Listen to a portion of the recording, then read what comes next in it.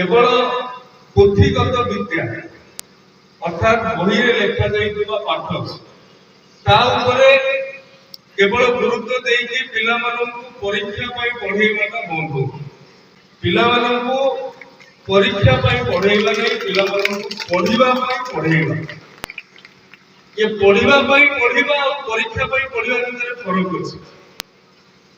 जातीय शिक्षा नीति 2020 कहूछि जे ये अनुष्ठान के गोटे गवेषणा आधारित अनुष्ठान है। एठी फ्री थिंकिंग रो व्यवस्था रो पिला माने आउट ऑफ द बॉक्स चिंता करो। पिला माने सृजनशीलतार सहित चिंता करो। पिला मानक मन रे नव उन्मेष आसु ए कथाटा सेबे संभवपर हेबो जते बेले आमी शिक्षा नीति जा रहछि सेतिरे आमी परिवर्तन आनिबा। पाठ आवश्यकता अछि किंतु साठर भी आवश्यकता अछि। साठटा कोन साठ होछि व्यवहारिक पाठ।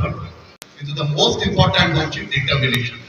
Desire changes nothing, decision changes something, but determination changes everything. Tihidi degree महाविद्यालय वार्षिक उत्सव था। तेणु ये वार्षिक उत्सव आम सहित जोग देते माननीय उच्च शिक्षा मंत्री श्रीयुक्त सूर्यवंशी सूरज, संगीतकार पंचानन नायक, भद्रकर जिलापाल महोदय श्रीयुक्त दिलीप कुमार राउतराय जोग देवा को आसी सामान्य कारणवशत आमठू विदाय नहीं आमर मान्यवर विधायक अशोक कुमार दास।